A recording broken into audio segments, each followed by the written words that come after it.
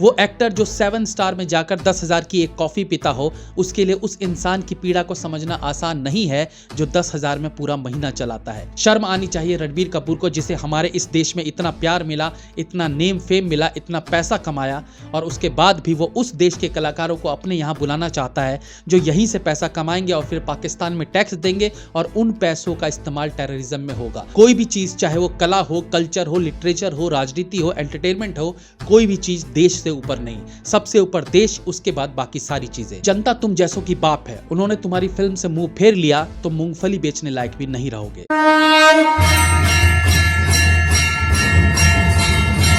1947 के बंटवारे के बाद आज तक पाकिस्तान ने हमें अपना मानना तो दूर हमेशा दुश्मन मानते रहे और यही कारण है कि आज़ादी के बाद से अब तक कई बार दोनों देश जंग के मैदान में उतर चुके हैं। भारत ने कभी पाकिस्तान के साथ युद्ध में पहल नहीं की और पाकिस्तान लगातार बॉर्डर पर सीज फायर का उल्लंघन कर भारतीय सैनिकों को उकसाता रहता है। सब जानते हैं कि भारत एक शांति प्रिय देश है और हमने कभी किसी से युद्ध की शुरुआत नहीं की। पाकिस्तान शुरू से भारत की बर्बादी का सपना देखता आया है और जब कभी उन्हें मौका मिलता है तो वो अपने यहाँ से टेररिस्ट भेजकर देश के मासूम लोगों का खून बहाते हैं। पाकिस्तानी आतंकवादियों द्वारा अब तक देश में जितनी मौतें हुई है उसकी कोई गिनती नहीं है। ये उन मासूम लोगों को मारते हैं जिन्हें न राजनीति का पता न दुश्मनी का। अपनी दिनचर्या में व्यस्त उन्हें पता तक नहीं रहता कि आज उनके जीवन का आखिरी दिन होगा। मुंबई टेरर अटैक में जाने कितने मासूम लोगों ने अपनी जानें गंवाई, कितने पिता, कितने बेटे, कितनी माताएं घर से आम दिनों की तरह निकले और कभी लौटकर वापस नहीं आए। किसी के पिता घर पर उसका इंतजार करते रह गए तो किसी की माँ, किसी का भाई अपनी बहन की लाश पर आंसू बहाता है तो किसी का बेटा अपने पापा को उस दिन आखिरी बार जिंदा देख पाया था। आम लोग, आम जिंदगी। ये वो लोअर क्लास या मिडिल क्लास लोग होते हैं जो अपनी पूरी जिंदगी परिवार को जिंदा रखने में गुजार देते हैं। ये वो लोग होते हैं जो 10,000 में भी गुजारा कर लेते हैं तो कई बार 5,000 में भी परिवार को जैसे तैसे पाल लेते हैं। कोई 20,000 की नौकरी करते हुए अपनी बहन की शादी का सपना बुनता है तो कोई 15,000 की नौकरी करते हुए भी एक घर लेकर माँ बाप को खुशी देना चाहता है। और ऐसे में एक दिन आतंकवादियों का एक दल हमारे देश में घुसता है और सड़कों पर, हॉस्पिटल्स में, मॉल्स में अंधाधुंध फायरिंग करता हुआ लोगों को मारता चला जाता है, जिससे उन सभी लोअर मिडिल क्लास लोगों के सपने बिखरते चले जाते हैं, जिनमें वो भाई शामिल होता है जिसे उम्मीद थी कि एक दिन वो इतने पैसे कमा लेगा कि अपनी बहन की शादी करवा सके। वो लड़का उस आतंकवादी हमले में मारा जाता है जो अपने माँ बाप के लिए एक छोटा सा घर लेने का सपना संजोए था। एक इंसान के जाने से उसके माँ बाप पर क्या बीतती है, उनका आगे क्या होगा, उन्हें कौन खिलाएगा, उसकी बहन की शादी कौन कराएगा, ऐसे हजारों सवाल पीछे रह जाते हैं। और ये सब हुआ क्यों पड़ोस का देश नहीं चाहता कि भारत में सुख शांति रहे, उन्हें लोगों को बर्बाद करने में मजा आता है। अब इन आतंकवादियों के लिए पैसा कहां से आता है? ऑफ कोर्स ये टेररिस्ट ट्रेंड किए जाते हैं, इन्हें हथियार दिए जाते हैं, उन्हें भारत की सीमा के अंदर प्रवेश कराया जाता है, उसके बाद इनकी फैमिलीज को पैसे दिए जाते हैं। इन सब के लिए पैसा आता कहां से है? पैसे आते हैं टैक्स के हवाले से।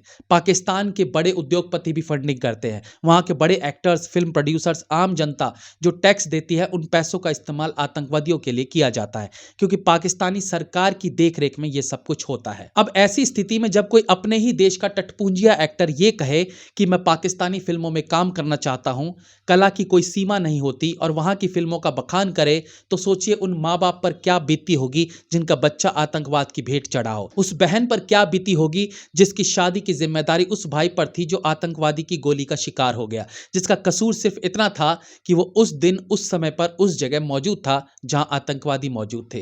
वो टटपुंजिया एक्टर जो कहता है कि हमें साथ में मिलकर काम करना चाहिए, उसे बहनों की शादी कराने की फिक्र नहीं रहती क्योंकि बाप दादा और खुद आम जनता से अरबों रुपए वो कमा चुका है। वो एक्टर जो 7 स्टार में जाकर 10,000 की एक कॉफी पीता हो, उसके लिए उस इंसान की पीड़ा को समझना आसान नहीं है जो 10,000 में पूरा महीना चलाता है। उस अरबपति एक्टर के लिए एसी वाले रूम में बैठकर यह कहना बहुत आसान और कूल लगता है कि हमें पड़ोसी मुल्क के साथ फिल्में बनानी चाहिए, वहां के एक्टर्स को यहां आकर काम करना चाहिए। Art have no boundaries. Sorry to say, जब बाउंड्रीज खून से सनी हो तो आर्ट, लिटरेचर सब अपने अपने खेमे में ही रहे तो बेहतर है। ये एक्टर है रणबीर कपूर। जिनका कहना है कि उन्हें मौका मिलेगा तो वो पाकिस्तानी फिल्म में काम करेंगे। उनका कहना है कि कला की कोई सीमाएं नहीं होती। अबे टुच्चे इंसान, कला की सीमाएं नहीं होती, उसी तरह से आतंकवाद की भी सीमा नहीं होती। तभी तो वो कभी तार के नीचे से तो कभी समुंदर के रास्ते से घुसकर हमारे देश में तबाही मचाते हैं, और वहां की कला से आने वाला पैसा ही टेररिस्ट को अपनी सीमा में घुसने के लिए मौका देता है। तुम जैसे लोग एसी रूम में बैठकर सिर्फ कला, आर्ट, फिल्म, एक्टिंग पर डिस्कस कर सकते हो क्योंकि तुम सिक्योरिटी में रहते हो। आम आदमी तुम्हारे पास नहीं फटक सकता, आतंकवादी कहां से आएंगे? इसलिए तुम्हें यह सब कहना कूल लगता है कि कला की कोई सीमाएं नहीं होती। शर्म आनी चाहिए रणबीर कपूर को, जिसे हमारे इस देश में इतना प्यार मिला, इतना नेम फेम मिला, इतना पैसा कमाया, और उसके बाद भी वो उस देश के कलाकारों को अपने यहां बुलाना चाहता है जो यहीं से पैसा कमाएंगे और फिर पाकिस्तान में टैक्स देंगे और उन पैसों का इस्तेमाल टेररिज्म में होगा, और फिर हमारे देश का भाई अपनी बहन की शादी कराने से पहले मारा जाएगा। यही चाहता है भाई, यही सब है तुम्हारे दिमाग में। ये तो केवल भारत के आम नागरिकों की बात हुई। बॉर्डर पर जो हमारे जवानों को आए दिन मार दिया जाता है तुम्हारे सो कॉल्ड पड़ोसी देश द्वारा, उस पर कुछ नहीं बोलोगे मिस्टर रणबीर कपूर? सोते हुए सैनिकों को जिंदा जला दिया जाता है, उस पर कुछ नहीं बोलोगे मिस्टर रणबीर कपूर? आज लोगों में राष्ट्रवाद की भावना चरम सीमा पर है। देश के खिलाफ बोलने पर फिल्में बॉयकॉट हो रही हैं। ऐसे में रणबीर कपूर को वो कौन सा लालच घेरे हुए है जो वो पाकिस्तान का गुणगान कर रहा है बिना डर के कि उसकी फिल्म को यहां कुत्ता भी नहीं देखेगा? ऐसी स्थिति भी आ सकती है। ये शर्मनाक है कि रणबीर कपूर इतनी टुच्ची सोच रखता है। कोई भी चीज, चाहे वो कला हो, कल्चर हो, लिटरेचर हो, राजनीति हो, एंटरटेनमेंट हो, कोई भी चीज देश से ऊपर नहीं। सबसे ऊपर देश, उसके बाद बाकी सारी चीजें। रणबीर कपूर को अपना दायरा और अपनी औकात दोनों को समझकर इस तरह की बयानबाजी करनी चाहिए। बाकी जनता तुम जैसों की बाप है, उन्होंने तुम्हारी फिल्म से मुंह फेर लिया तो मूंगफली बेचने लायक भी नहीं रहोगे। जय हिंद, वंदे मातरम।